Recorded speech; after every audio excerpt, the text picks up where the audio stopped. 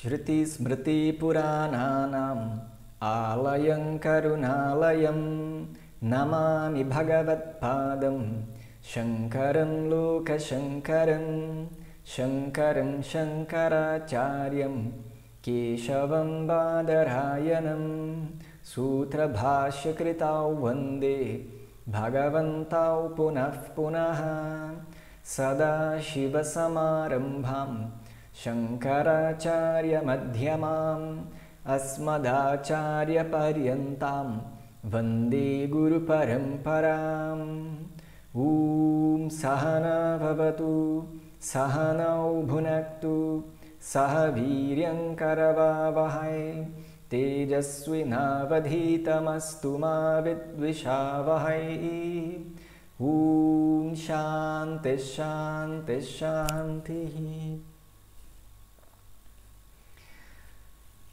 Bom, a gente começa hoje então o curso, o texto da Isha Upanishad. Quando a gente fala de Vedanta, essencialmente, né, quando a gente pega os textos que a gente considera básicos em Vedanta, a gente tem que as Upanishads são os textos principais, eles são realmente o que rigorosamente a gente chama de Vedanta. Vedanta, literalmente, Vedanta é Vedanam Antaha, é o final dos Vedas. Esses Vedas, eles são muito vastos e realmente fala sobre milhões de assuntos. A gente sempre fala, né? É impossível. Não, eu tenho esse tal de Veda. Eu tenho Veda em casa. Como assim você tem um Veda em casa? Não, os Vedas estão na minha estante. Você olha para a estante, tem os Vedas. Não, mas como assim tem os Vedas? Que parte dos Vedas que você tem na estante? A gente tem que se perguntar. Porque se a gente for pensar nos Vedas como um todo, os Vedas são muito vastos. Não tem como eu ter o Veda na estante. Não, o Veda não fica na estante. É muito Veda, é muito texto. Os Vedas, na verdade, eles são um compilado de ensinamentos muito antigos, dentro de uma tradição de ensinamento. E aí, portanto, você tem que olhar os Vedas como um bloco só. Mas é um bloco muito gigantesco. Se você olhar os Vedas como uma peça de literatura, é muito difícil dizer os Vedas como literatura exatamente, porque ainda que a gente use o termo texto, na verdade, não são exatamente textos. Originalmente, eles eram passados oralmente, era tudo tradicional, memorizado, era passado de forma tradicional, memorizado. Então, a gente aprendia a cantar, e aí decorava as partes dos Vedas. E aí, então, os professores ensinavam os significados. Mas é impossível uma pessoa só ter decorado todo o Veda. O Veda é muito grande, ele é realmente imenso. Ele fala sobre milhões de assuntos diferentes. E realmente é um corpo de conhecimento a partir do qual toda essa tradição surge, toda essa cultura que a gente diz que é a cultura hindu ou a cultura do yoga, ela parte desse arcabouço védico, que é muito vasto, é muito vasto. Então, quando a gente fala, eu tenho os Vedas na estante, é uma frase que não faz o menor sentido. Como assim você tem um Veda na estante? O que você quer dizer com eu tenho os Vedas na estante? Não, eu tenho uma Upanishad aqui, a gente tem Brihadaranyaka Upanishad, é isso, até Brihadaranyaka. Tá, Brihadaranyaka Upanishad é védico. Então você tem os Vedas, quer dizer, tem um texto que faz parte dos Vedas. Tudo bem, isso aí a gente pode dizer, os Vedas estão na minha estante porque tem uma parte deles ali, tudo bem. Agora, dizer que você tem o Veda inteiro é impossível, os Vedas são muito vastos. Então, os Vedas realmente, apesar de serem muito vastos, eles têm uma coerência, eles têm um objetivo maior. Isso tem que ser, então, entendido. Esse objetivo maior que os Vedas oferecem, ele está contido na parte final, bem na parte final dos Vedas. Todo o resto que vem antes serve como um preparo, como uma base para você chegar no final. Esse final a gente chama de Upanishad. E essas Upanishads, então, são chamadas também, portanto, Vedanta, por isso, porque Vedanam Antaha estão no final dos Vedas. Estão no final dos Vedas de maneira literal, quer dizer, se você pegar cada um dos 4 Vedas, a gente pode escrever, a gente já falou sobre isso nessa aula e outras aulas, sem dúvida. Quem já teve alguma base já ouviu falar, mas a gente fala de novo, não tem problema, para a gente sempre se lembrar.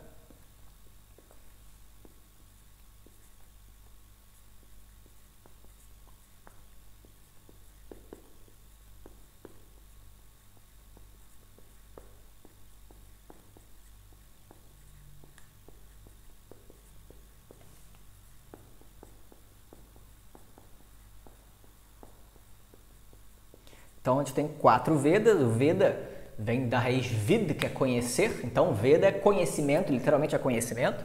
E é dito então que esses Vedas, eles contêm conhecimento inteiro. Todo o conhecimento está contido nos Vedas. Assim é dito. E aí a gente tem, vamos ver se a gente consegue mostrar, a gente tem os 4 Vedas. Rig Veda, eu acho que para vocês aí vai ficar ao contrário, eu não sei se fica invertido para vocês. Qualquer coisa tem no YouTube depois. Então, Rig Veda, Samaveda, Yajurveda, Atharva Veda. Tá? São basicamente, os Vedas são divididos então em 4 Vedas, que na verdade é um pacote só, mas ele é dividido em 4 Vedas e a gente consegue então, cada um com a sua peculiaridade, mas na verdade, todos eles falam a mesma coisa, com o mesmo objetivo, só que de maneiras diferentes. Fica invertido, né? Vai ficar invertido. Mas tudo bem, qualquer coisa coloca num espelho, tá espelhado o texto.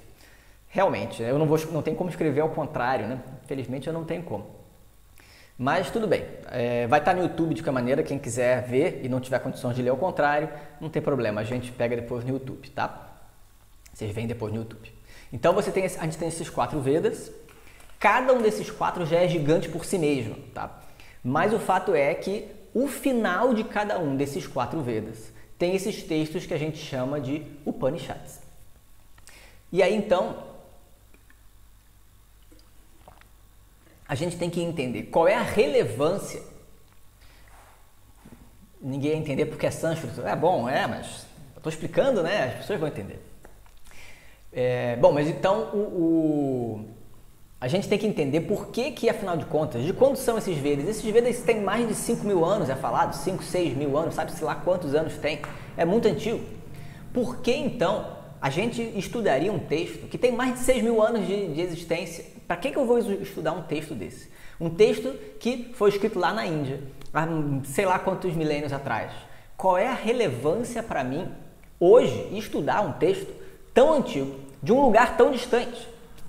Então, a gente precisa entender se realmente os Vedas falassem sobre peculiaridades da Índia antiga, aí seria um livro de curiosidades. Mas por que a gente consegue estudar os Vedas hoje de forma relevante? Porque a gente estudando uma Upanishad, ela realmente faz a diferença. O que ela me toca?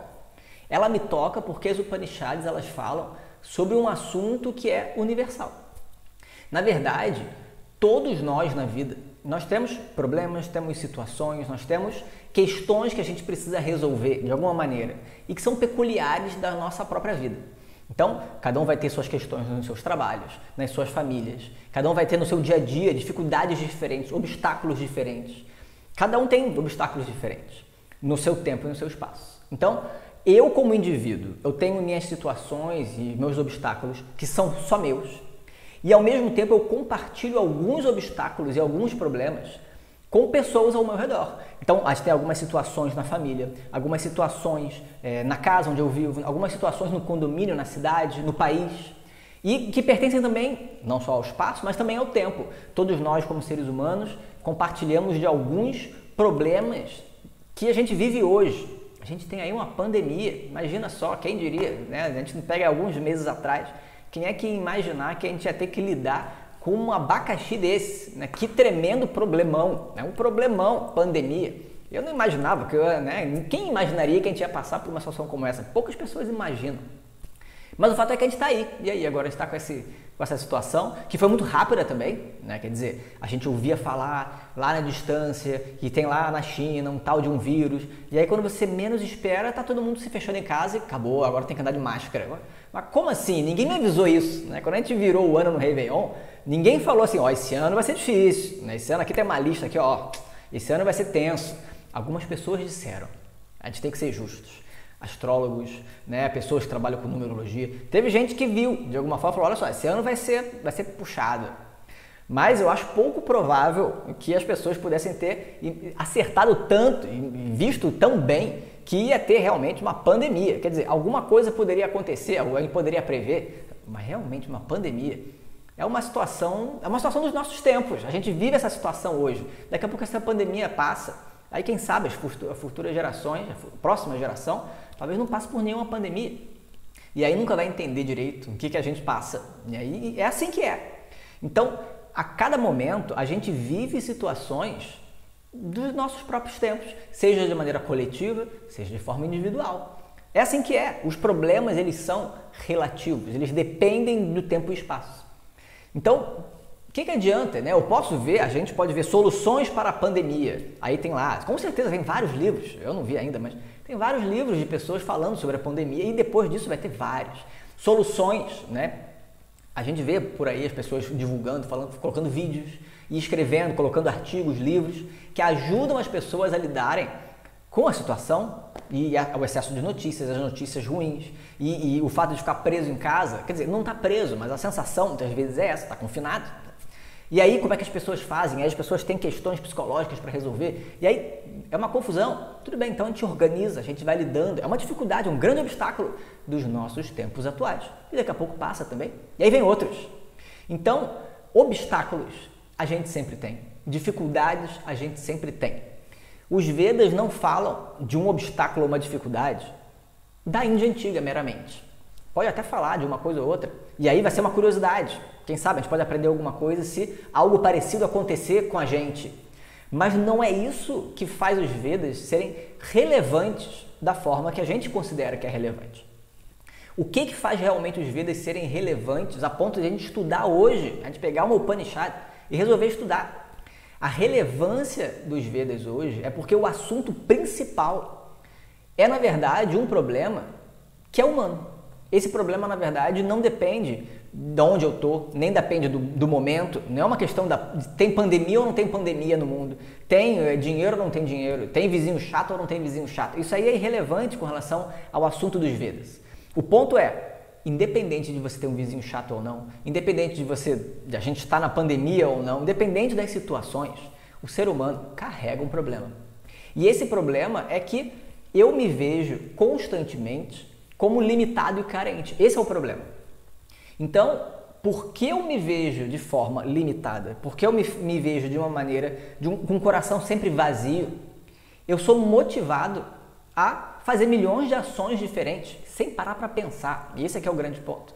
Sem parar para questionar, sem parar para perceber. Eu me vejo agindo constantemente no mundo, uma ação atrás da outra, sem parar. O que realmente é essa motivação? Por que a gente, fundamentalmente, a gente sofre? Esse sofrimento fundamental realmente é um sofrimento que faz parte da humanidade. Não importa se você pega, e a gente vê isso muito bem quando a gente pega os textos antigos, as histórias antigas, os mitos, os épicos. Você pega o Mahabharata, um grande épico da Índia, Mahabharata, o Ramayana. Você pega os épicos antigos também, os gregos, Ilíada, Odisseia. Você vai pegando os textos antigos. Você vai ver que, por mais que tenham peculiaridades do tempo e espaço daquelas obras, a gente consegue ver que existem ali, você consegue ver por detrás as mesmas problemáticas. No fundo, a gente tem o mesmo problema.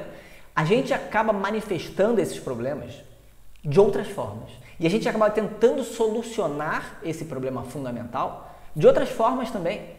Então, a maneira de tentar resolver esse problema básico humano, ela muda. E a gente percebe isso quando a gente analisa os textos antigos comparado hoje em dia.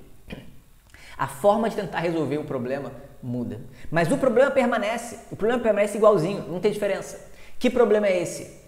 Eu sou carente e limitado.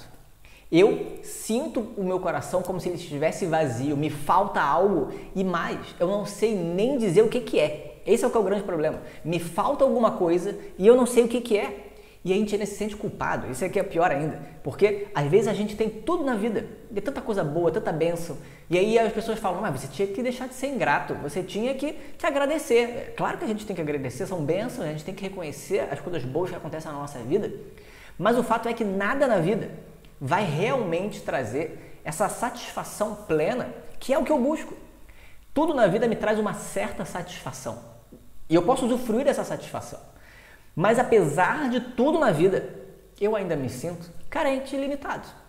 Então como é que é possível? Como é que é possível uma pessoa, depois de uma vida inteira de sucesso, de dinheiro, de conquistas diferentes, uma vida inteira, às vezes, recebendo o amor de tantas pessoas, conquistando tantas coisas na vida, e ainda assim a pessoa se sente insuficiente? Como é que isso é possível?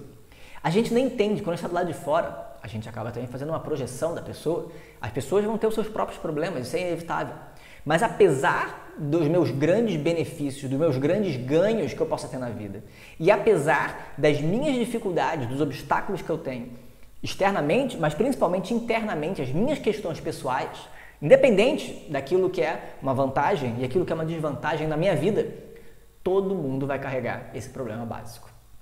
E é porque eu me sinto carente, eu acabo tentando solucionar de alguma maneira, de uma maneira totalmente inconsciente, de uma maneira totalmente automática.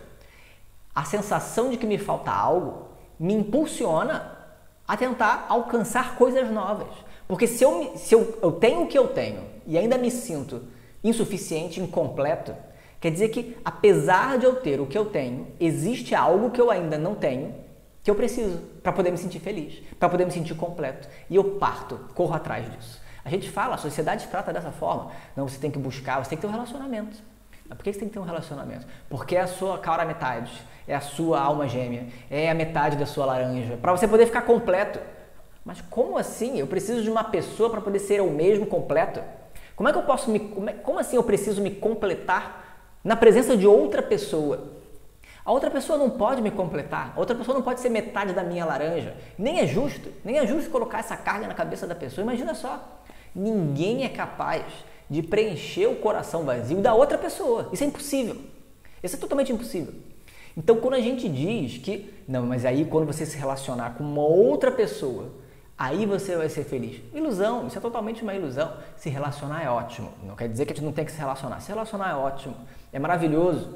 Mas a grande questão é, não resolve o problema básico humano.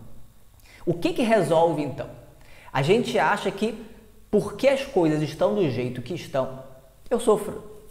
Então as coisas deveriam ser diferentes. Se as coisas fossem diferentes, eu não ia sofrer, eu não ia me sentir tão limitado, eu não ia sofrer tanto, eu não ia me sentir tão carente. E aí eu poderia realmente ser feliz. Eu poderia realmente estar em paz, estar confortável. E eu parto. Esse é o ponto. Eu parto atrás de transformar as situações ao meu redor em algo que me seja satisfatório. E, primeiro, que eu não tenho esse poder de transformar totalmente tudo aquilo em volta de mim do jeito que eu acho que deveria ser, do jeito que me agradaria. Eu não tenho esse poder, não tenho esse poder. E mesmo que eu tivesse, durante quanto tempo eu ia conseguir manter a situação do jeito que eu acho que é satisfatório? Muito pouco tempo, porque todo mundo está tentando também modificar as situações ao seu redor para poder preencher esse coração que parece vazio. Imagina só, cada um puxando para o seu lado. Isso não resolve, isso aí não tem solução. Não sai coisa boa daí. Mesmo que eu conseguisse, daqui a pouco ele mudou de novo, e mudou de novo, e mudou de novo. Essa é a natureza do universo. O universo muda constantemente, as situações vão mudando o tempo todo. E aí, o que acontece? Ainda mais, digamos que eu conseguisse colocar o universo do jeito que eu gostaria, digamos que eu conseguisse manter o universo do jeito que eu gostaria, o que já é um absurdo.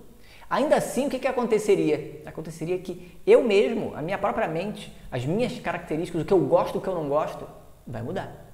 O meu desejo muda e aí acaba substituindo por outras coisas. Não, eu queria tanto agora que tivesse numa temperatura um quentinho. Aí o que você faz? Tá aqui, né? Eu não sei como é que tá aí no Brasil, não deve estar muito frio. Né? Geralmente não. No sul talvez. Aqui em Portugal não está mais tão frio, ainda bem, a gente está agora na primavera. Mas no inverno aqui estava muito, ainda mais para um carioca que chegou há pouco tempo. Imagina, estava muito frio, para mim estava muito frio. E aí, aí o que você faz? Não, está muito frio, entra embaixo da água quente. Aí água quente, que maravilhoso. Aí pronto, agora eu estou confortável. Por quê? Porque eu estou embaixo da água quente. Espera um tempinho, o que vai acontecer daqui a pouco? O calor vai entrar tanto no corpo que daqui a pouco você começa a ficar com calor. E aí o que acontece? Nossa, não aguento mais. Aumenta a água fria. Aumenta um pouco, porque está muito quente, está quente demais. E aí você não aguenta mais, está uma sauna no banheiro. Não, agora eu quero sair. Aí você sai. E aí pronto, agora melhorou. E aí o que acontece? Você saiu do banheiro, saiu da água quente, está frio, lá vem o frio de novo. Quer dizer, apesar de ainda que eu conseguisse modificar as situações ao meu bel prazer, ainda que eu conseguisse manter as situações daquele jeito, o fato é que o que eu desejo, a forma que eu acho que seria o apropriado para o universo, para que eu possa ficar confortável, isso muda, os meus padrões mudam. Então, o que eu acho que hoje seria o adequado, seria confortável, amanhã pode não ser. Então, quando é que termina? Eu fico o tempo todo buscando solucionar esse coração que parece sempre vazio, na verdade, com coisas que não me permitem, não são capazes de produzir esse coração pleno, completo, que é o que eu busco. De fato, se a gente for parar para analisar, realmente, o mundo mesmo não tem diferença nenhuma. Não é o mundo que realmente vai ser o fator fundamental para que eu possa preencher esse coração vazio. Essa é a nossa ilusão. Porque eu não consigo parar para analisar, eu ainda acabo achando que o mundo inteiro é o responsável. O mundo inteiro é o responsável pelo meu sofrimento e, portanto, dependendo do que eu faça, eu posso conseguir adquirir das pessoas, do mundo, adquirir aquilo que me falta e aí eu vou ser feliz. E isso não é verdade. Enquanto eu tenho essa noção de que eu sou carente, que eu sou incompleto, eu tento me completar com coisas do mundo e eu tento extrair do mundo, eu tento extrair das outras pessoas algo que vai fazer diferença realmente na minha vida, que vai fazer diferença realmente na minha satisfação. Nunca é suficiente. O que realmente, então, pode fazer a diferença? Talvez se a gente resolvesse meditar, a gente diz muitas vezes, o objetivo de yoga, as pessoas falam, o objetivo de yoga é samadhi.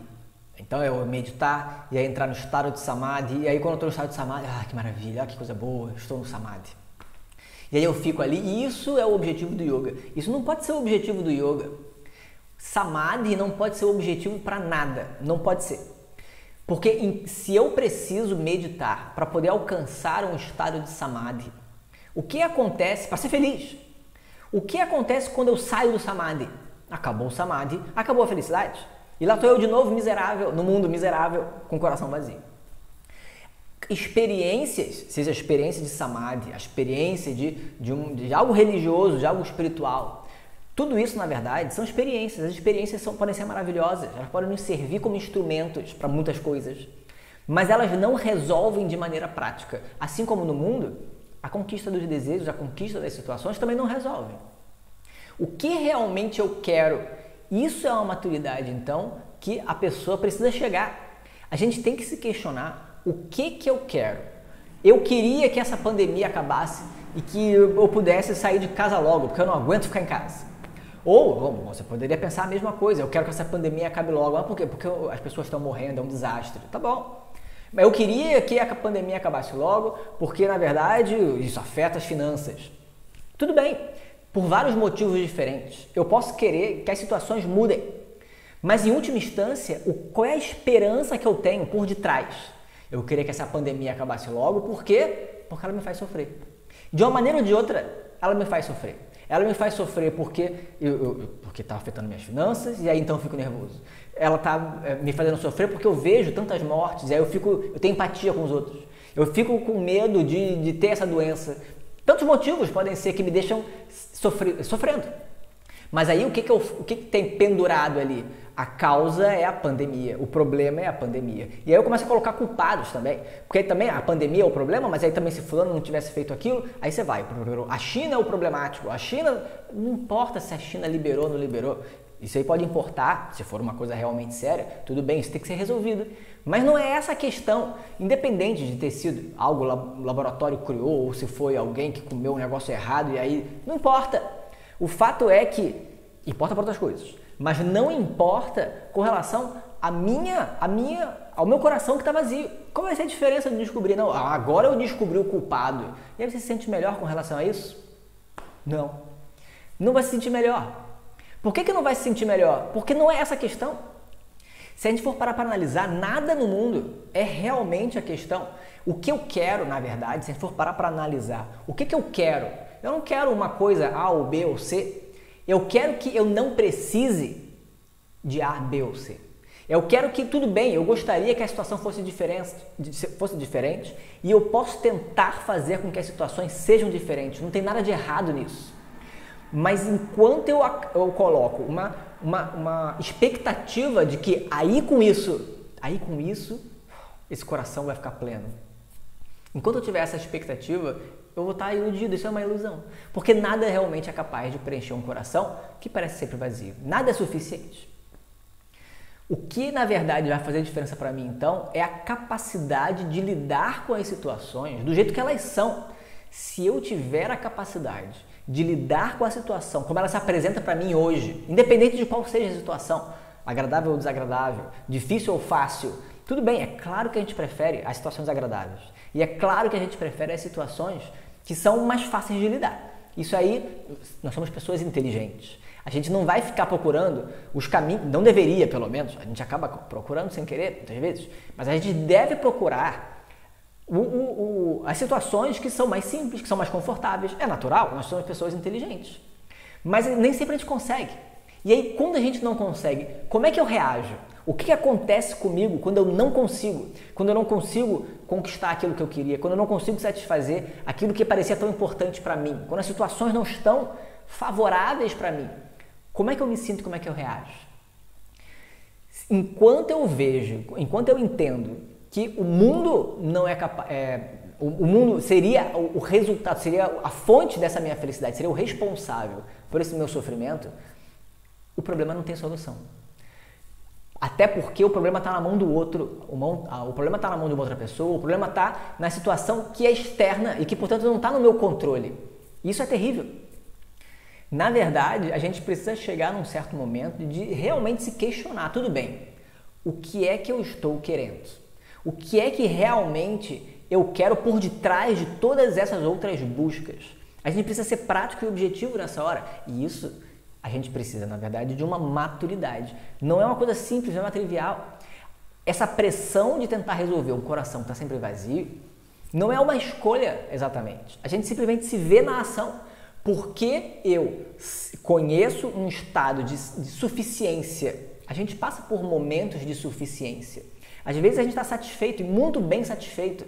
E aí a gente, que coisa boa, agora eu estou tão bem. Só que passa. E aí quando passa, a gente quer de novo. E a gente não sabe como alcançar. A gente tenta reproduzir a situação. Como eu estava muito bem naquele dia, naquele lugar, com aquelas pessoas, eu atribuo essa satisfação às pessoas e às situações que estavam ao meu redor naquele momento. E aí então eu tento reproduzir aquele momento para poder trazer de volta aquela satisfação que foi embora. E não acontece necessariamente. Por que não acontece? Porque na verdade não são as pessoas ou a situação que produzem. Esse é que é o ponto. Não é, a questão é a pessoa que tem uma certa maturidade e um certo senso de objetividade na vida. Ele consegue encarar a si mesmo, ele consegue encarar o seu próprio problema, que é um problema compartilhado por todos os seres humanos. E aí sim eu posso tentar buscar objetivamente por uma solução. O entendimento de que esse problema fundamental, ele na verdade acompanha a humanidade inteira. Isso já é uma coisa incrível, porque enquanto eu não entendo que esse problema é um problema fundamental humano, eu fico achando que é o meu problema.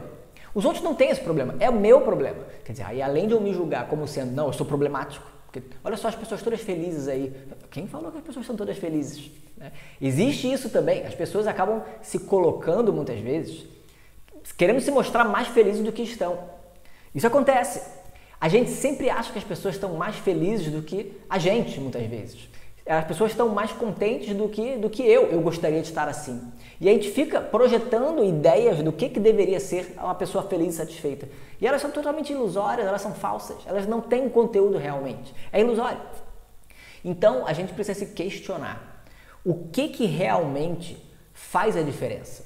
Quer dizer, se eu entendo que esse problema, basicamente, que eu sinto e que parece que não vai embora nunca, e que eu não sei nem definir o que é um problema que me acompanha a vida inteira, desde quando eu sou pequeno, acompanha. Quando eu consigo entender que esse problema é um problema natural e é um problema que é humano, enquanto ser humano, em qualquer lugar do mundo, em qualquer cultura, esse problema vai existir, eu consigo entender então que esse problema é compartilhado. E isso por si mesmo já é uma coisa grandiosa. É uma coisa grandiosa por dois motivos. Primeiro, eu consigo entender que eu não sou biruta. Isso é uma boa coisa. Eu entender que eu não sou biruta é uma coisa boa. Não tem nada errado com você. Não tem nada fora do lugar. Porque é um problema que é humano. Se é um problema que é humano, ótimo, então menos mal. Todo mundo compartilha desse problema. eu posso ver que, tudo bem, então não sou eu que estou maluco. Eu posso pensar de alguma forma de resolver. Esse é o primeiro ponto. E o segundo ponto é, se ele é compartilhado entre todos os seres humanos, isso significa dizer que, poxa, então se eu sofro e é tão difícil para mim, então o outro também sofre e também é difícil para ele. Quer dizer, se esse sofrimento é humano, eu consigo me reconhecer no sofrimento do outro. E aí eu consigo entender, eu consigo alcançar uma certa empatia. Eu consigo entender que, na verdade, ora essa é um problema coletivo, um problema de todos nós. Isso me permite sair de mim mesmo um pouco, para poder entender que, não, peraí, é algo maior, é algo que não é uma birutice da minha cabeça, realmente esse problema fundamental humano, ele existe. E é para todas as pessoas. E aí então eu posso começar a buscar resolver esse problema, mas ao mesmo tempo entendendo que o outro também tem. Então o outro também está em sofrimento. E por esse sofrimento ela vai fazer coisas terríveis também. Assim como eu faço coisas terríveis quando eu estou em sofrimento. Quando eu começar a entender dessa maneira, então peraí, a gente pode começar a ponderar um pouco melhor.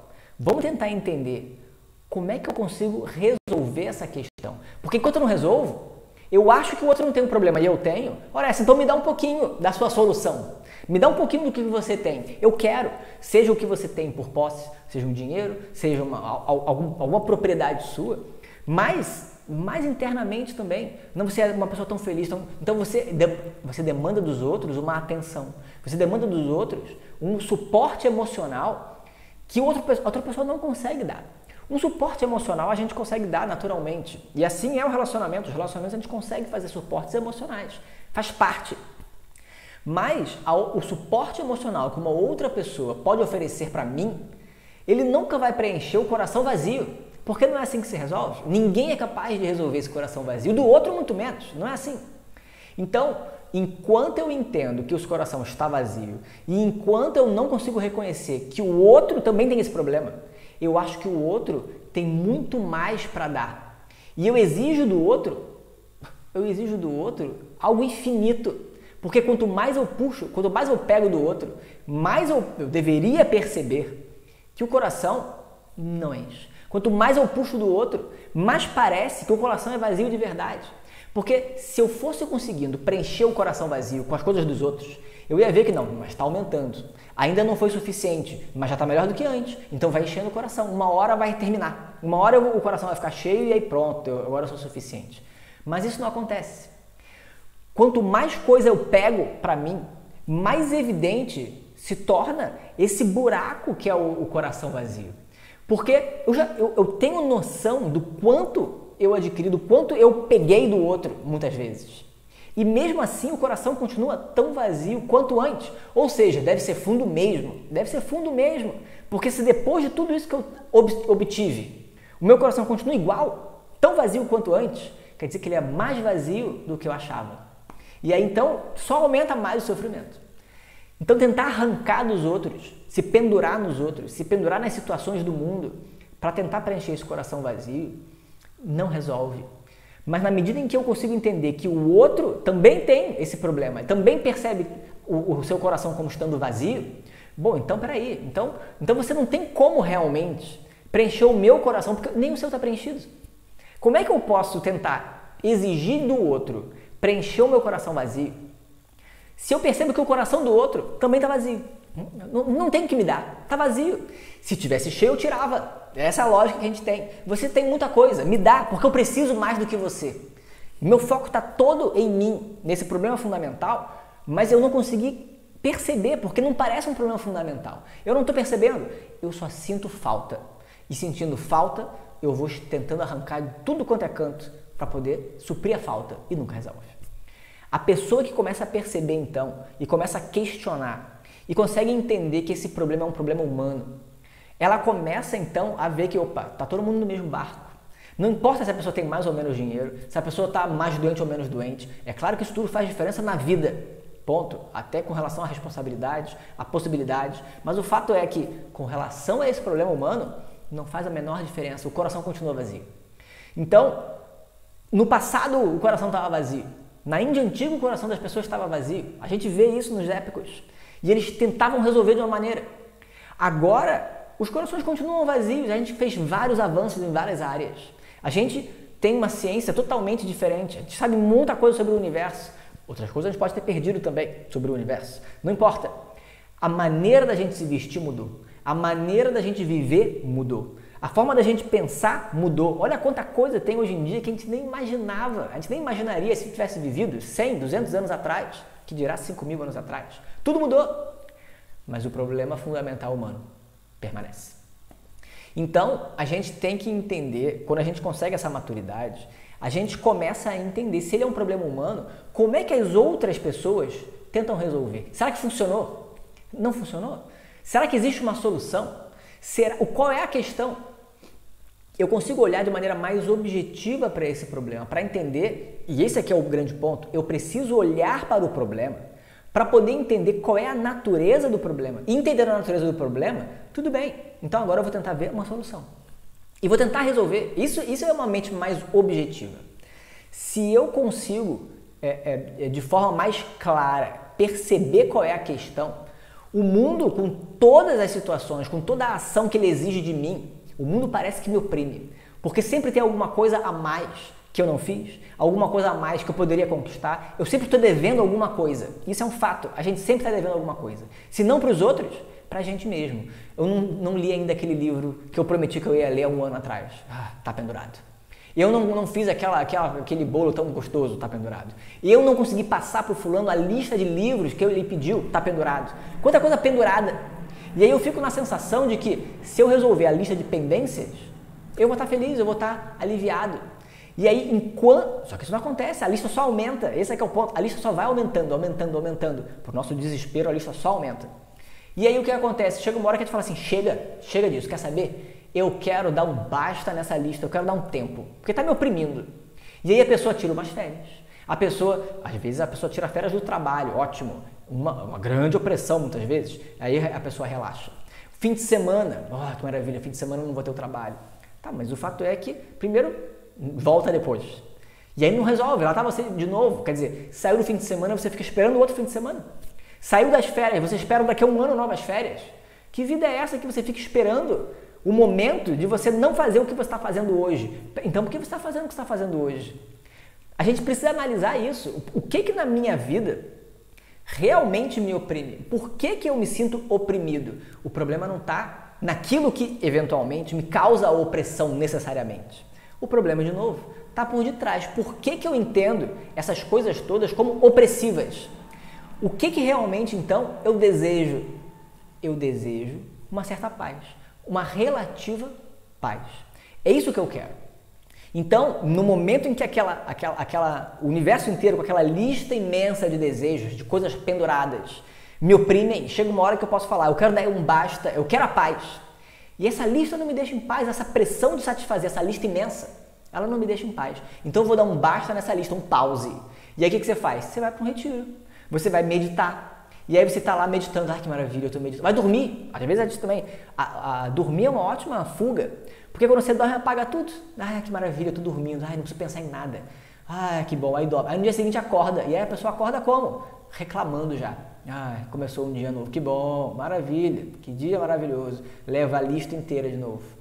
E aí você se sente cansado, óbvio que você se sente cansado e estafado, porque essa lista parece que não acaba nunca.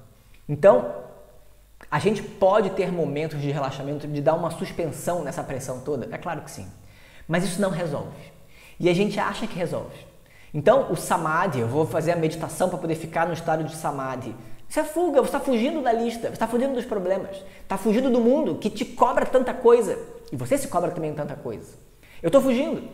Eu posso às vezes, vou largar o emprego, vou viver nas montanhas. Tá, mas e aí? Você vai carregar todos os problemas de novo, outros problemas. Os mesmos problemas internos, outros problemas vão surgir também. Então não é uma questão de você fugir. As ações, a todo momento a gente tenta fugir das situações terríveis, fugir dos obstáculos. E ao mesmo tempo a gente tenta produzir coisas novas que, em tese, vão resolver o meu problema, mas nunca resolve. Então, qual é a solução? Quando eu consigo analisar, eu consigo perceber que, na verdade, eu não posso depender de uma mudança externa para que aí sim eu tenha um coração completo. Qual é o sentido disso?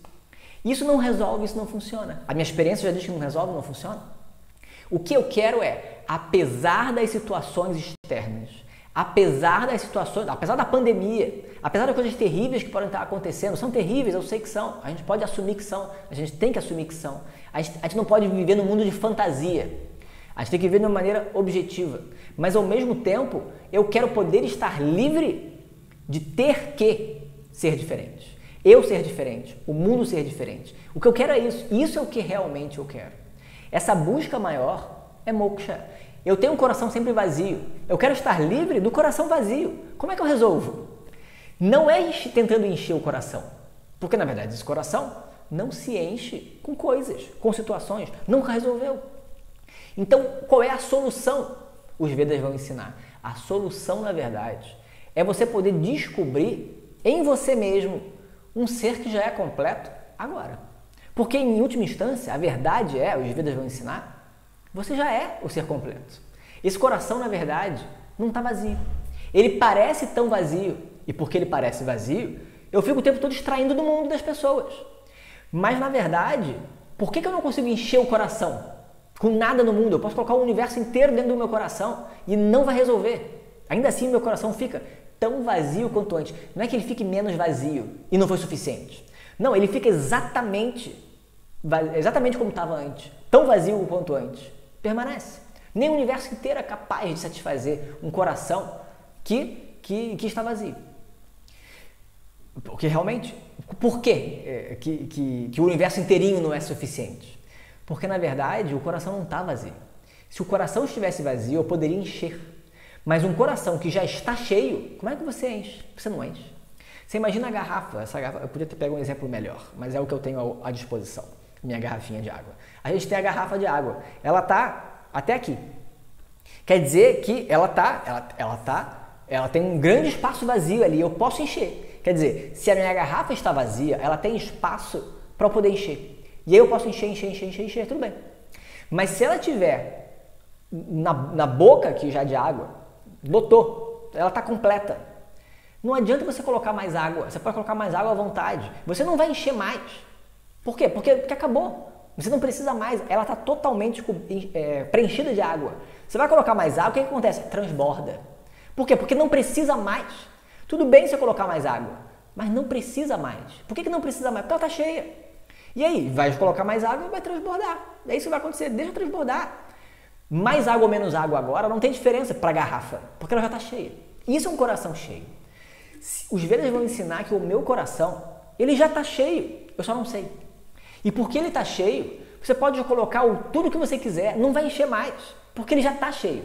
Mas porque a minha visão é equivocada com relação a esse coração, eu vejo o coração o tempo todo vazio, eu encho e não acontece nada.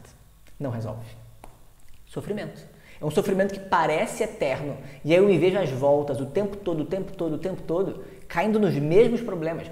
Diferentes problemas, na verdade, mas todos eles facetas do mesmo problema básico. Eu sou carente, insuficiente e limitado. Então, como é que é a solução? Os Vedas vão ensinar. A solução é a descoberta de quem sou eu fundamentalmente. Enquanto a minha visão é uma visão de limitação, eu sou limitado, o problema não tem solução. Porque você não pode sair de um ser limitado para se transformar num ser que é ilimitado. Porque, por definição, aquilo que é ilimitado não pode ter um início, ele é ilimitado. Sendo ilimitado, ele não pode ter um começo. Se ele tem um começo, ele tem um fim. E se ele tem um começo, tem fim, limitado. Como é que é um ser ilimitado? Eu quero ser um ser ilimitado. Você não vai se transformar num ser ilimitado, é impossível. A única maneira é você já ser um ser ilimitado. E é exatamente isso que os Vedas ensinam. Como é que então eu posso descobrir esse ser ilimitado que eu já sou? Esse é o grande meio. Essa é a forma de você realmente conseguir eliminar esse sofrimento básico do ser humano. Não quer dizer que as dores do mundo vão embora, elas continuam. E isso faz parte do ser humano também. A pandemia está aí rolando. E aí que eu vou sofrer? É evidente, o que você podia esperar? Você está em casa. A cabeça não vai funcionar do jeito que estava funcionando antes. Ela vai trazer vários elementos. Você vai ter que se deparar com você mesmo muito mais do que se você estivesse podendo sair na rua, agindo e trabalhando de várias maneiras diferentes. Isso é natural. E aí a gente tem ansiedade, e aí estoura uma coisa aqui, estoura uma coisa acolá, você vê as notícias, fica com medo. Isso tudo é natural. Isso não vai mudar, porque isso faz parte do mundo. Mas agora eu posso colocar tudo isso em perspectiva. Porque diante de um coração que está sempre pleno, eu não preciso mais arrancar nada de ninguém. Eu não preciso tirar nada de ninguém. Eu não preciso tirar nada do mundo. Eu posso deixar o mundo como ele é. E a partir de agora, eu posso contribuir com esse mundo. Eu posso contribuir com as pessoas. Eu posso usufruir dos relacionamentos. Os relacionamentos não vão me servir para poder, como muletas, para tentar preencher um coração vazio. Não, porque eu estou com o coração pleno. Agora eu posso transbordar. E transbordando, ótimo, eu posso contribuir, eu posso usufruir desse universo do jeito que ele é, sem exigir nada do universo, sem exigir nada dos outros. Eu não preciso de exigências. Porque, na verdade, eu mesmo sou suficiente em mim mesmo. Meu coração está sempre pleno. E aí, então, agora sim, eu posso colocar o universo inteirinho no meu coração, não para tentar preencher o coração vazio, mas porque simplesmente eu não estou colocando o universo no coração vazio que é pequeno. Eu, na verdade, estou expandindo e transbordando esse coração de tal forma que ele toma conta do universo inteirinho. É muito diferente. É muito diferente você ter que colocar o universo inteiro externo para dentro para poder tampar esse buraco. É muito diferente de eu expandir esse coração pleno e conseguir entender que esse meu coração é maior do que o universo. E aí, então, tudo bem, o universo inteirinho está no meu coração. Mas agora ele está no meu coração não é para encher. Ele está no meu coração assim como a água que você coloca numa garrafa cheia. Transborda. É o extra. E aí eu posso transbordar. Então, realmente, isso é grandioso. Isso é que é a grandeza. Os Vedas vão ensinar isso. Os Vedas não vão ensinar você meditar no alto da montanha, ainda que passe por isso. Os Vedas vão falar sobre isso também. Mas o objetivo não é esse. O objetivo não pode ser sair do mundo. Ah, mas os Vedas dizem, muita gente fala isso de Vedanta, porque Vedanta fala que o mundo é uma ilusão, que não existe. Os Vedas não falam que o mundo não existe. Dizer que o mundo não existe é esquizofrênico, é evidente que ele existe. Como é que ele não existe? Eu estou aqui, estou com esse corpo, estou com as paredes aqui, o chão, as pessoas, estou com o Instagram, está tudo funcionando. Como é que não tem universo? O mundo existe, mas o mundo não é tudo que você imaginava ser. Ele não é capaz de me oprimir, ele não é capaz de me engolir de fato, porque a realidade que eu dou a esse universo e a todos os problemas que vêm junto, a realidade que eu dou é muito maior do que realmente é. Isso é que os Vedas ensinam. Os Vedas ensinam que, na verdade, todo o problema é uma confusão.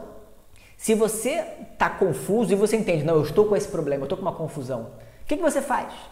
Então, se eu não consigo olhar para o problema e sair da confusão, está tudo embolado, eu não consigo tirar o nó, está tudo embolado, a minha mente está confusa, eu não consigo me reorganizar. O que eu faço? Eu procuro alguém que possa me ajudar. É isso que eu faço. Você está fora da situação, você não está embolado, eu estou todo emaranhado aqui. E aí eu não consigo saber onde é que está o início, a pontinha do fio, para eu poder começar a desembolar. Me ajuda, você que está do lado de fora, me ajuda a olhar melhor. Me diz onde é que está a ponta, me ajuda a entender. E aí a pessoa que está do lado de fora pode ajudar você a sair. Esse é o papel de um professor de Vedanta. Esse é o papel. Esse é o papel das Upanishads. Elas vão ajudar a gente a desembolar essa confusão que a gente tem sobre a gente mesmo, que é o grande problema. Se alguém, na situação qualquer, uma situação pequena do mundo, a pessoa está confusa, e eu procuro alguém, essa pessoa vai me ajudar, ela não vai desenrolar, ela não vai resolver o problema, mas ela vai apontar que, calma, é uma confusão. O problema é, você está colocando muito mais coisa nessa situação do que de fato ela é. E aí a gente consegue, quando a gente entende que a grande parte do meu problema, um problema qualquer, a gente não está falando mais do problema fundamental, um problema qualquer primeiro, a gente passa por situações como essa, nossa, mas está tão difícil, aí a pessoa vira e fala, não, mas é claro que está difícil, você não percebeu isso, é por isso que está dando problema. E aí você olha e fala, ah, é mesmo, acabou seu problema. Eu posso olhar de outra forma, agora que eu entendi, não, agora eu consigo resolver, porque a minha confusão ficou mais clara agora, eu consegui desemaranhar. E aí eu consigo fazer algo com relação a isso. Porque a minha confusão, quando o problema é um fato, é algo que realmente não está do jeito que deveria, eu vou ter que fazer uma ação para transformar a situação. Ih, minha água está acabando. E agora? Não, é agora que eu vou acabar ficando seco e aí na hora da aula eu vou acabar engasgando, vai ficar seco e eu vou... Não, eu preciso de água. Isso é um problema factual. Quer dizer, existe uma questão, pouca água. E aí o que eu posso fazer? Eu tenho que fazer uma ação. Eu vou lá e encho a garrafa d'água. Ou então, para não sair daqui, eu peço, né? Enche minha garrafa de água. Aí vai lá e enche. Mas o que acontece? Aí tudo bem, isso é uma ação. Enche de água. Mas quando o meu problema é de uma confusão, minha água, estou sem água, e agora? Agora eu tenho que fazer uma ação. E alguém aponta e diz, não, a sua água está aí atrás.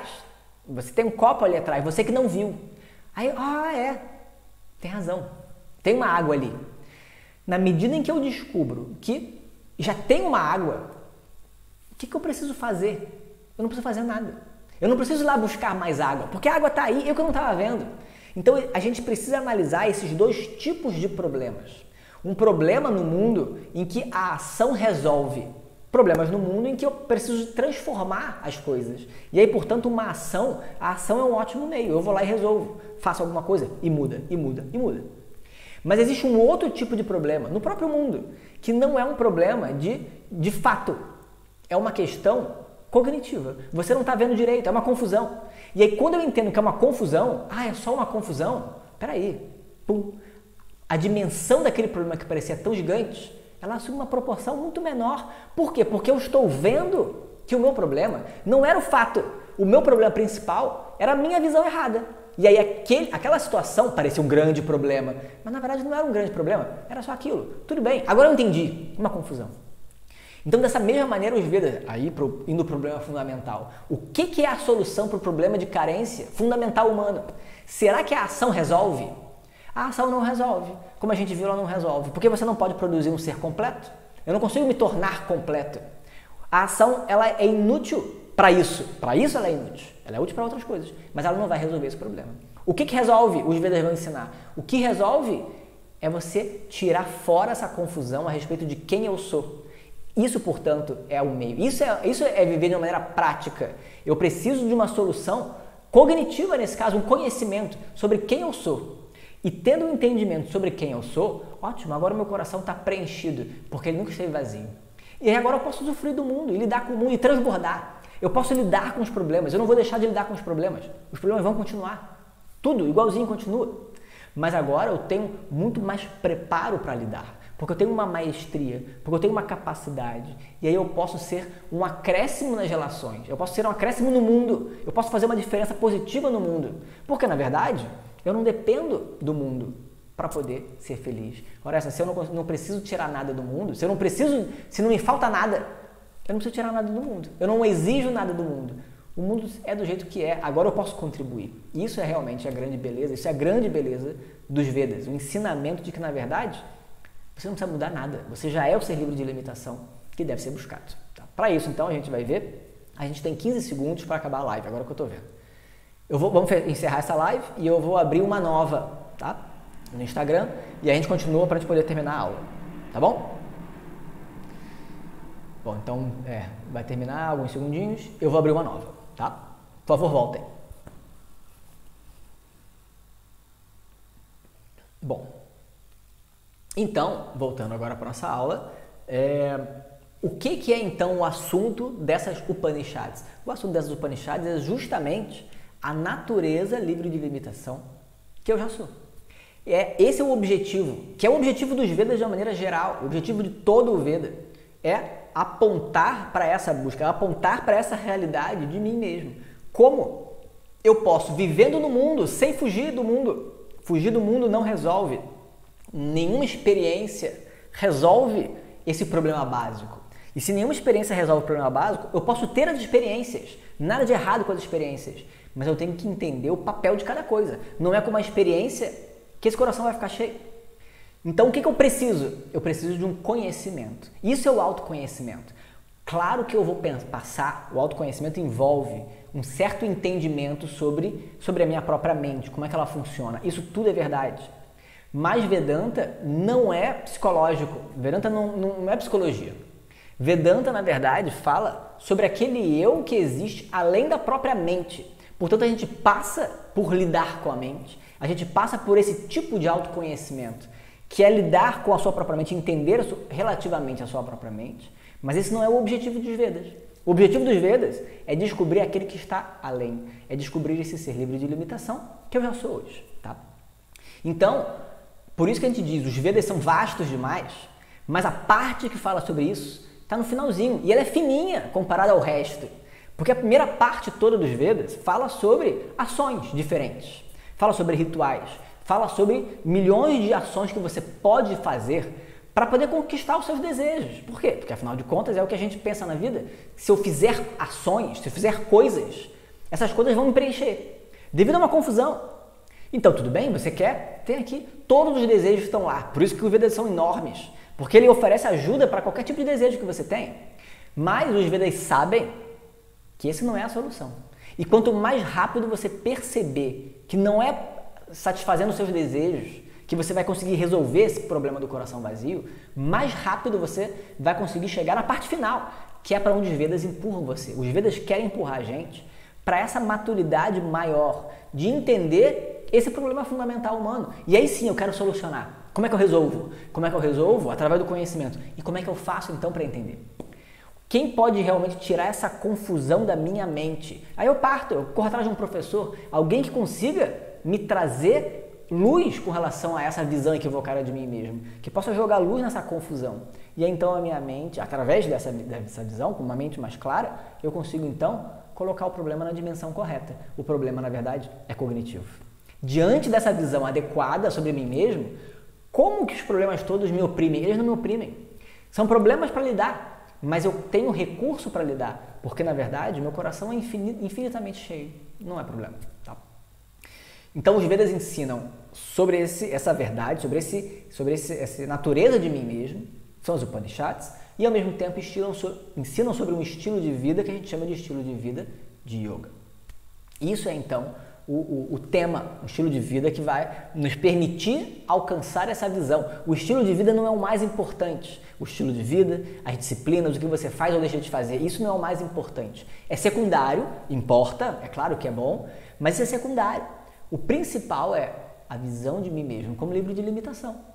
Sem que eu precise fugir do mundo, sem que eu precise transformar as coisas. Não, eu posso depois transformar, se for o caso, se for o meu papel, mas eu não dependo mais dessas transformações para poder preencher o meu coração vazio. Esse é o objetivo. As Upanishads, então, geralmente elas são diálogos entre mestre e discípulo. No caso, a nossa Upanishad nem é. A gente pode imaginar que seja, porque fica ali, mas geralmente é assim, são diálogos de mestre e discípulo, refletindo, então, o que é Vedanta. Como é que eu transmito esse ensinamento? Como é que a gente tem acesso a esse ensinamento? É através de Samvada, um diálogo entre mestre e discípulo. Não é uma conversa, não é uma discussão, não é chegar a uma conclusão comum. Não, é uma transmissão de ensinamento.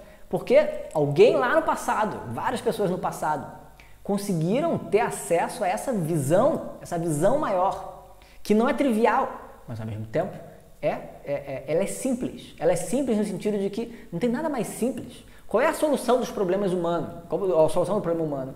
A solução do problema humano é a natureza de que ele já é pleno. Qual é a dificuldade? A dificuldade está em entender esse fato.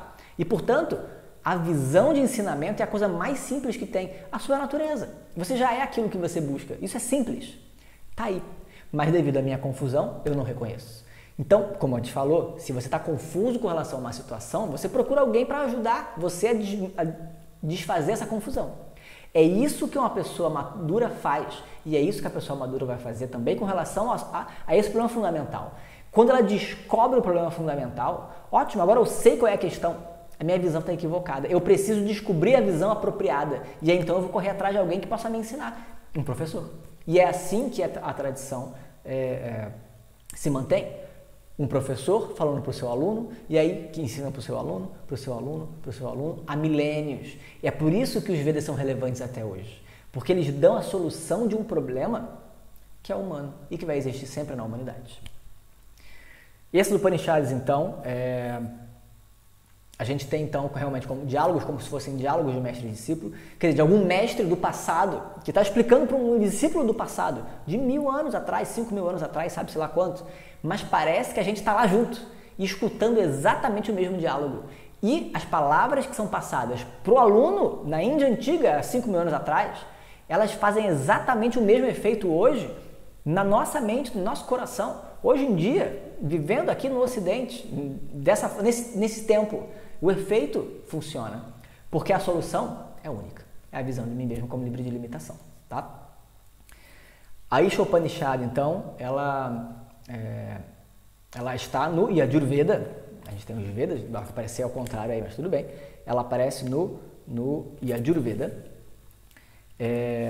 São 10 Upanishads principais que a gente considera, porque são as Upanishads que, na verdade, são só porque o Shankara, Sri Shankara, aquele grande mestre da nossa tradição, ele considerou essas 10 como sendo muito importantes e fez comentários em cima.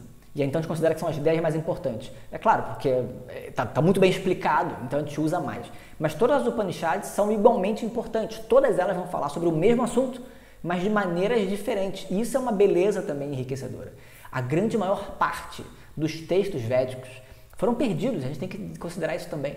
E mesmo assim o que sobrou é imenso, é vasto, é uma coisa realmente incrível. Ainda assim, o que a gente perdeu não vai fazer tanta diferença. Faz diferença na riqueza, da variedade de formas que a gente tem para falar sobre o mesmo assunto. Mas o assunto permanece o mesmo. Então, a gente podia perder todas as... Não queremos isso, né? Vamos bater na madeira. Não queremos perder os Upanishads, nenhuma. Mas mesmo que a gente perdesse todos os textos de Vedanta e sobrasse um único, Vedanta estava inteirinho. A gente não perde. Porque, na verdade, esse é o ponto. Os textos são vastos também, a segunda parte dos Vedas, pelo menos, são muito vastos porque eles falam sobre o mesmo assunto, de maneiras diferentes. Então, qualquer texto de Vedanta que a gente pegue, ele vai ensinar a mesma coisa, mas vai dar enfoques diferentes, vai falar com outras palavras, e é por isso que nunca esgota. Porque eu sempre posso ouvir de novo e de novo outros textos. Esses outros textos vão cair, vão encaixar em mim de outras formas, ampliando essa minha visão. E mesmo quando eu estudo o mesmo texto, de novo, às vezes o mesmo texto, às vezes pode ser com um professor diferente, mas às vezes com o mesmo professor, às vezes até mesmo o mesmo curso gravado, parece que é outro. E por que parece que é outro? Porque na verdade, essa maturidade com relação ao meu conhecimento, a minha visão, ela vai se abrindo como uma flor de lótus, ela vai se abrindo, vai desabrochando. E a cada vez que eu escuto um aspecto diferente dessa visão, floresce e floresce. E floresce. E aí vai fazendo um mosaico, eu vou entendendo mais profundamente, até que realmente eu tenha essa visão clara sobre quem eu sou, esse ser livre de limitação, e aí eu estou estabelecido nessa visão. Aí sim eu estou livre. Isso é moksha, esse é o objetivo último da vida. Moksha é a liberação do estado de sofrimento. Não que não vai ter sofrimento e dor, de novo, mas eu estou livre até para sentir a dor, até para poder perceber a dor e sentir o que tem que ser sentido, e resolver o que tem que ser resolvido no mundo. Mas eu tenho preparo, porque nada é realmente necessário para esse coração vazio. O coração vazio transborda para todas as situações, até as difíceis. Eu consigo lidar. Tá bom? Então a gente tem, tradicionalmente são essas 10 Upanishads, tem uma lista tradicional, a Isha Upanishad, Isha, Kena, Kata, Mundaka, Mandukya, Taitriya, Aitareya, Prashna Upanishad, Chandogya e Brihadaranyaka Upanishad. São 10 Upanishads mais importantes, mas tem muitas outras. E muitas outras que a gente nem sabe que tem aí. Às vezes a gente até sabe, mas se perdeu. E muitas outras que a gente nem sabe. Mas isso também não importa, porque o que temos é muito, já é grandioso. E é suficiente também. Essas Upanishads, então, tradicionalmente na lista, a Isha é a primeira que começa. E ela é chamada Isha Upanishad, ou Ishavasya Upanishad, mas é por causa do primeiro mantra, o primeiro verso. É uma Upanishad muito curta, a gente vai ver, são 18 versos só, são 18 mantras, é bem curtinha. Mas ela é maravilhosa, realmente ela é maravilhosa, especialmente o primeiro verso, que é muito conhecido, a gente vai ver na aula que vem o primeiro verso. E ele começa dizendo Ishavasyam. Então, tudo aquilo, né, falado, tudo aquilo que se move nesse Jagat, nesse universo, tudo aquilo que se move, quer dizer, a gente vai ver, mas tudo isso que se transforma nesse universo, o universo inteirinho é constituído de coisas que se transformam o tempo todo. E a gente fica tentando, já que vai transformar, que elas fiquem do nosso jeito, e uma vez ficado do nosso jeito, a gente tenta congelar ela e não consegue, porque o universo muda, está sempre em movimento, tudo está sempre em movimento. A gente quer ancorar de alguma maneira em algo que seja constante, que seja concreto, para eu poder me sentir seguro. Mas eu não me sinto, por quê? Porque o mundo muda toda hora, o universo muda o tempo todo, eu não sei o que vai acontecer amanhã e amanhã. Pandemia, veja só, eu não esperava isso, blum, acontece. Então a todo momento acontece uma coisa nova, e nova, e nova, e nova. Onde é que eu me seguro? Eu quero me sentir seguro, eu quero poder me ancorar. Onde? Não é no universo que você vai poder se ancorar, não de maneira absoluta. E esse aqui é o grande ponto. Então, a Upanishad começa dizendo, tudo isso que se move nesse mundo, que é o próprio Jagat, o próprio universo, é permeado por Isha Vasyam, é permeado por um ser que é livre de limitação, um ser que é completo, mas que está como que oculto por detrás dessas formas todas que estão mudando o tempo todo. É como se realmente fosse ali, como se tivesse ali várias coisas no chão de uma sala. Aqui a gente tem a sala, tem esse chão, mas imagina que você cobre com um tapete, você cobre, coloca uma estante, você coloca tantas coisas diferentes, coloca a planta também, não mata a planta, tantas coisas diferentes e você vai cobrindo o chão. E aí o que acontece? E toda hora muda. Você daqui a pouco muda a planta de lugar, e aí troca o móvel, coloca o sofá aqui, coloca o sofá lá, vai mudando, e aí joga a roupa no canto, tira a roupa do canto, vai mudando. Toda hora muda, as coisas mudam o tempo todo. E aí você, se mudar demais, você se sente instável, toda hora mudando tudo. E aí o que acontece? Não dá, tem que segurar um pouco. Tá, mas as coisas não seguram. O universo não segura. E ele vai, e a gente quer parar um pouco. Né? A gente fala, né? Para o trem do mundo, para o mundo que eu quero descer, porque tá demais. Porque ele não para de mandar coisa. E agora? E agora que por detrás disso tudo, Isha-Vasyam, existe algo que permanece. Existe algo que permanece o mesmo, que permeia todas as coisas, mas que está oculto. Está oculto por tudo isso que tá na frente e que muda o tempo todo. E a gente só vê as mudanças. A gente só vê as coisas todas mudando o tempo todo e se sente inseguro, e sente que a gente está perdendo, e as coisas passam pelas nossas mãos e vão embora, e vão embora. E a gente tem medo, óbvio que a gente tem medo, a gente não consegue se segurar em nada, de fato, a gente não segura em nada. O que o Upanishad começa dizendo então? Realmente é um mantra maravilhoso, é lindo, é lindo. Ele diz, tudo isso que se move é permeado por esse ser livre de limitação. Esse ser tem que ser descoberto. Na medida em que eu descubro esse ser que é constante, que é eterno, que sou eu mesmo, é a minha natureza, esse coração então se torna completo. E aí eu posso ancorar. Não nesse ego, nesse indivíduo que muda também e que é perecível, não. Mas no ser, esse Atma, esse eu que é livre de limitação, que é completo, eu estou estabelecido, esse ser que é cósmico, está por detrás desse universo inteirinho, está por detrás do meu corpo, por detrás da minha mente, esse ser que é completo, eu posso reconhecer. Reconhecendo esse ser que está ali por detrás, de tudo que muda, olha essa, deixa de mudar então. Se eu consigo agora reconhecer que tem um chão embaixo, qual é a diferença? Deixa eu mudar, muda o móvel de lugar, tudo bem. Muda o tapete de lugar, põe a planta, tira a planta, vai mudando tudo, mas o chão permanece. Eu continuo plantadinho ali no mesmo chão, não importa. As coisas podem mudar. Eu posso mudar as coisas de uma maneira que fique mais bonito, mais harmônico. Não, mas esse sofá aqui ficou tão feio. Muda de lugar. Tudo bem, você pode. Mas você não precisa se pendurar no sofá. O sofá tem que ficar nessa posição, senão eu me perco. Não, você não se perde. A sua referência é o chão. O chão não mudou. Então, dessa mesma maneira, a gente diz, descobrindo esse ser que está como que oculto, por detrás dessa aparente mudança constante, que me deixa zonzo, reconhecendo que está constante por detrás, é o meu refúgio. Eu sou o meu refúgio. Agora eu estou firme. Agora eu posso reconhecer a mudança. E agora deixa eu mudar, usufruo da mudança. A mudança não é mais um problema, também não é mais uma necessidade. Porque esse é o ponto. O mundo e a mudança é ao mesmo tempo um problema e uma necessidade para mim. É um problema porque mudando eu não está do jeito que eu gostaria. E eu me vejo como uma necessidade porque eu preciso que ele mude para estar do jeito que eu quero. E eu não consigo. É um problema e uma necessidade ao mesmo tempo. Mas na verdade, a solução não está no mundo. A solução não está nem em parar o mundo e nem em mudar o mundo.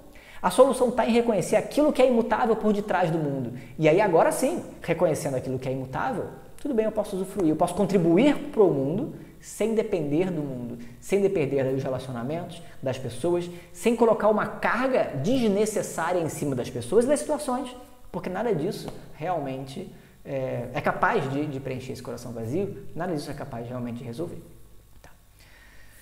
Está dizendo aqui, né? Agora vamos entender Ishvara. Pois é. A professora Glória sempre diz, entender Brahman, que é esse ser livre de limitação, na verdade, não é difícil, é fácil. É complexo por causa da nossa confusão. A nossa confusão torna tudo complexo. Mas é simples e fácil. O mais difícil é entender Ishvara. Entender essa ordem cósmica que mantém o universo inteirinho funcionando. E por quê? Por que essas coisas vêm? Como é que eu lido? Entender Brahman, tudo bem, eu entendi Brahman, sou livre de limitação, maravilhoso. E agora? Agora eu tenho que trazer isso para o mundo. Como é que eu aplico isso no mundo?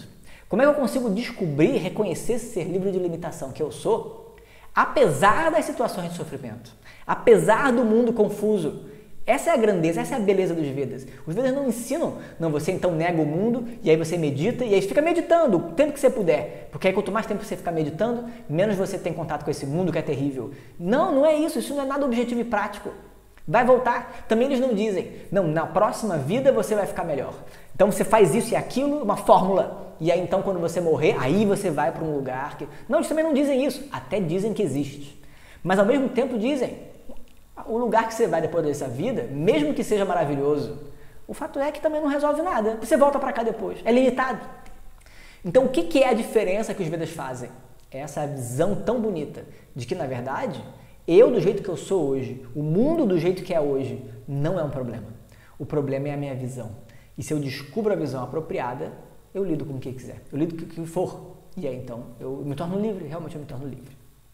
Essa Isha Upanishad, então, realmente ela é bonita. Ela tem esse nome, como eu estava falando, porque ela começa falando dessa maneira, Ishavāsyam. E aí, então, é chamada Isha Upanishad ou Ishavāsya Upanishad. Mas é só por isso. E aí, então, ela está contida, então, em Yajurveda. E realmente ela é muito bonita, a gente vai ver. Ela é muito poética também. No final tem uma imagem tão bonita, tão incrível, né, com um simbolismo tão profundo, que fala sobre esse que está oculto e que tem que ser descoberto. Como sendo, na verdade, eu mesmo, por detrás das formas que parecem tão assustadoras. No final das contas, são fantasmas, são projeções que a gente faz. E a gente fica morrendo de medo das projeções, no fundo, nem são externas. Principalmente, né, a gente são as projeções de nós mesmos, projetados, nossos medos, nossas visões de limitação, nossas carências. Se a gente consegue secar um pouco, a gente consegue ver que, na verdade, eu sou livre disso tudo. Então, isso tem que ser descoberto. Além disso, é falado também de um meio de um estilo de vida que vai nos permitir essa visão, esse ensinamento de ser compreendido. Que é um estilo de vida de yoga. A gente vai ver também, ele vai falar sobre isso. Né? Como é que eu qualifico, o que eu preciso para estudar o Upanishad? Na verdade, você não precisa de muita coisa. Você tem que ter uma qualificação para estudar. Só que essa qualificação não é você fazer uma prova e testar ali. Não, a qualificação é você querer, basicamente. Tem várias outras qualificações que, na verdade, são necessárias para a gente entender. Tudo bem, mas isso não é o mais importante. O mais importante é qual é a qualificação básica para você poder estudar. Desejar. Você querer. E para você querer, você tem que ter uma certa discriminação sobre o que eu quero na vida, sobre o que é o mais importante. Entendendo o que é o mais importante, eu não posso ter tudo na vida. Mas entendendo o que é o mais importante, eu sou capaz de abrir mão daquilo que não é tão importante. E aí sim eu tenho uma objetividade na minha vida. Isso o yoga vai permitir. Uma vida de yoga me permite isso. Uma capacidade de discriminar suficiente para poder surgir naturalmente um certo desapego também de ter que conquistar tanto. Por que eu tenho que conquistar tudo isso? Eu não preciso. Então, não vai dar para conquistar tudo. Não vai dar para resolver tudo. Tudo bem, o que eu faço? Eu priorizo. Então, qual é a minha prioridade?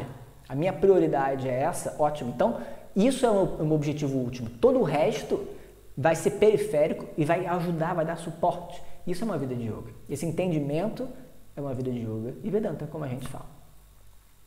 Tá bom? Bom, deixa eu ver se eu esqueci de falar alguma coisa que seja importante. Nada demais. A gente pode parar por aqui. Então, na aula que vem, quem continuar com o curso, naturalmente, a gente vai então começar de fato com o texto. É muito bonito porque todas as Upanishads, os textos em geral, a gente começa com um mantra específico, Shantipata, um canto de paz. A gente sempre canta no início das aulas, de Vedanta pelo menos, a gente sempre canta os 3 versos para os mestres, né? Shruti Smriti Purananam. Depois a gente canta o Sarnava Vatu. O Sarnava Vatu é um canto de paz que a gente sempre canta. Termina com Shanti, Shanti, Shanti, Ri. A gente pede paz em todos os âmbitos, para que a aula possa funcionar, para que a gente possa ter essa paz e o conhecimento possa aflorar do jeito que foi transmitido, que ele possa chegar nos meus ouvidos. Shantipata. Então o Sarnava Vatu é muito conhecido, mas depois disso, geralmente, nos textos, dependendo do texto, a gente canta um canto associado àquele texto. Nas Upanishads, geralmente se canta o Shantipata, o canto de paz, associado àquele Veda. Por exemplo, o Sarnava Vatu, ele é o Shantipata, o canto de paz, associado ao Samaveda. Então, na Chandogya Upanishad, que é uma das Upanishads, é uma das grandes, das 2 maiores, Bradharanyaka e Chandogya. Chandogya Upanishad é Samaveda. Então, se começa cantando Sarnava-Vatu. Bom, geralmente como a gente canta Sarnava-Vatu antes de todas as aulas, você cantou uma vez, está valendo. Mas a Isha Upanishad é do Yajurveda. E aí, sendo do Yajurveda, a gente não canta, quer dizer, o mantra que a gente canta Sarnava-Vatu, porque a gente sempre canta antes de toda a aula, mas a gente canta o mantra, o Shantipata associado ao Yajurveda, ao Shukla Yajurveda, que é o Yajurveda brilhante, onde está essa Upanishad, que é o Purnamadav Purnamidam, que geralmente é o canto que a gente faz no final da aula. Então, especificamente, a gente canta no final da aula, mas a gente também canta no início. Então, na próxima aula a gente vê, é muito bonito esse canto. Isso aí dá uma aula inteira e realmente depois eu tenho essa ideia, de repente a gente faz um intensivo só sobre o Purnamadav Purnamidam, porque ele vale tudo, ele tem a essência, todo o ensinamento de Vedanta está ali. Dá para passar 3 horas de intensivo falando sobre Purnamadav Purnamidam e tá ótimo, e cabe mais tempo ainda aí para falar, porque é muito bonito, né? É um mantra em que ele fala Purnamadav Purnamidam, ele usa esse termo Purna o tempo todo. Purna significa completo. Então ele diz Purnam Adaha Purnam Idam Purnat Purnam Udachyate. Então esse pleno é falado, esse que sou eu é pleno. E esse que é o universo inteiro é pleno também. Porque o pleno ele é completo. Não tem como estar o pleno em algum lugar só. Aquilo que é completo está em um lugar, não pode estar em um lugar só. Se ele é completo, ele não tem limite. Se ele não tem limite, ele não pode ter limite nem temporal, nem espacial e nem em termos de forma. Ele não pode ser limitado numa forma só, porque senão ele é limitado. Ele não pode estar limitado no tempo, porque ele está limitado também.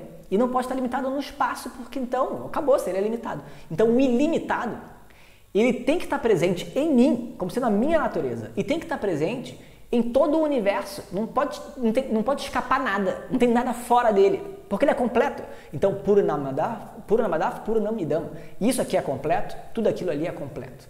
Purnat Purnam Udachyate. Então, do completo surge o completo, quer dizer, a natureza limitada, que a gente diz que é limitada do universo, ela, em mim, ela não é real. Ela parece limitada, mas na verdade não é limitada a coisa nenhuma, porque em essência é o Purna, é o completo, já é completo. Eu já sou completo. Pareço incompleto, mas sou completo. Então, a gente diz que o completo, como que produz o universo inteirinho de formas, que na verdade é completo também, porque na verdade quando você é completo. E aí ele diz, Purnasya, Purnam Adaya, Purnam Eva, Purnam Eva, sem cantar fica ruim. Purnam Eva, fugiu agora. Purnam Eva Avashishyate, tá certo. Então, ele diz, se você tira o pleno do pleno, o que sobra? O pleno continua. Então, da mesma maneira como esse coração preenchido.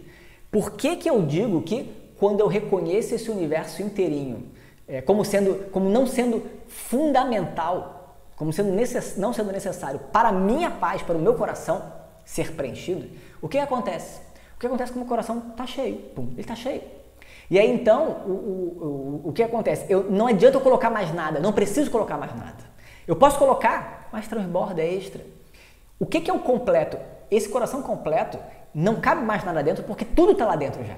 Ele já é completo, não precisa de mais nada, não tem necessidade. Mas ao mesmo tempo, ele é um pleno completo que também não esvazia.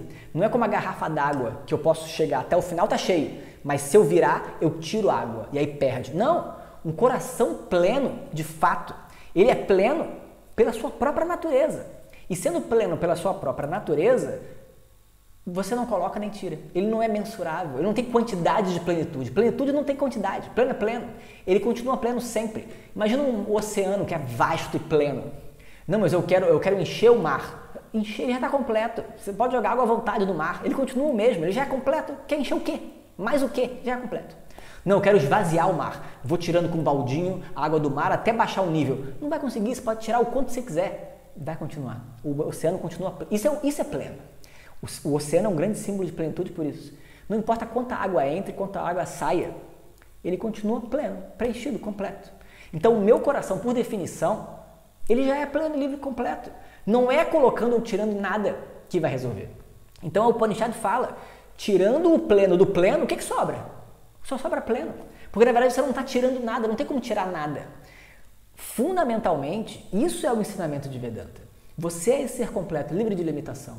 O universo inteirinho, com todas essas formas limitadas, incluindo meu corpo e minha mente limitados, são um extra.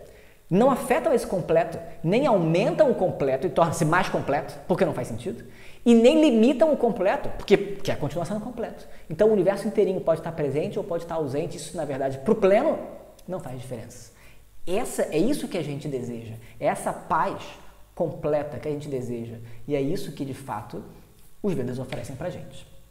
Tá? Então o Shantipatara dessa Isha Upanishad é o Purnamadav Purnamidam. A gente vai terminar a aula cantando, porque a gente sempre termina cantando, mas na aula que vem a gente vai começar, e além de cantar para os mestres do Sarnavatu, a gente vai cantar também o Purnamadav Purnamidam no início, porque é o verso inicial. Ok? Bom, acho que eu falei tudo o que tinha que falar, e então a gente pode terminar a aula. Vocês querem tirar alguma pergunta, querem tirar alguma dúvida, querem fazer alguma pergunta?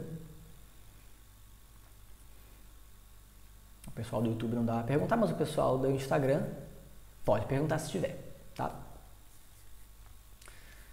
Se não tiverem perguntas, e aparentemente não tem, tudo bem. Então, quem tiver interesse em prosseguir com o curso, pode me inscrever, e aí então a gente segue, tá? Semana que vem, toda quinta-feira, a gente vai ter então uma aula, e aí a aula fica disponível durante um mês para assistir, que aí você pode se organizar. Essa que é a proposta, essa que é a ideia.